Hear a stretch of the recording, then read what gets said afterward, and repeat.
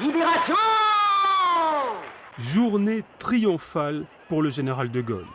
4 ans séparent ces moments d'intense joie populaire des débuts de l'occupation et de l'appel à la résistance du 18 juin 1940. Après ces années de lutte, de doute et d'angoisse parfois, le 25 août 1944 est une formidable revanche. Paris chavire de bonheur et fête ses libérateurs. Le peuple de Paris est bon et joli.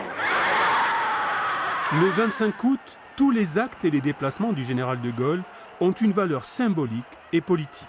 Après la gare Montparnasse où a eu lieu la reddition allemande, de Gaulle se rend au ministère de la Guerre, rue Saint-Dominique, qu'il avait quitté 4 ans plus tôt. Il visite ensuite la préfecture de police, manière de réaffirmer la restauration de l'État qu'il entend personnifier. La joie est maintenant permise. Elle éclate.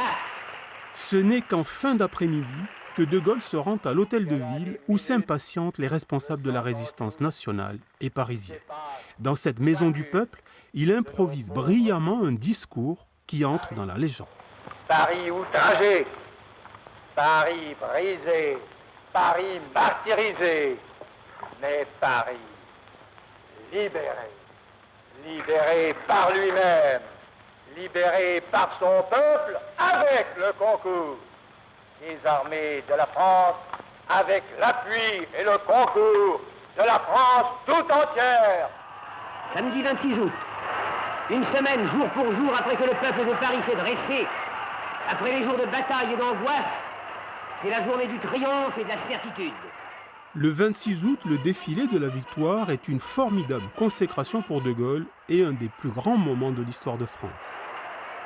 La marée humaine qu'acclame de Gaulle lui donne aux yeux du monde une immense légitimité.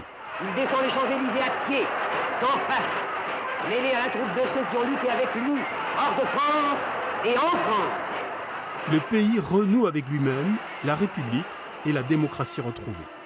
À Notre-Dame et à la place de l'Hôtel de Ville où 200 000 Parisiens avaient acclamé le maréchal Pétain il y a tout juste 4 mois, des coups de feu éclatent.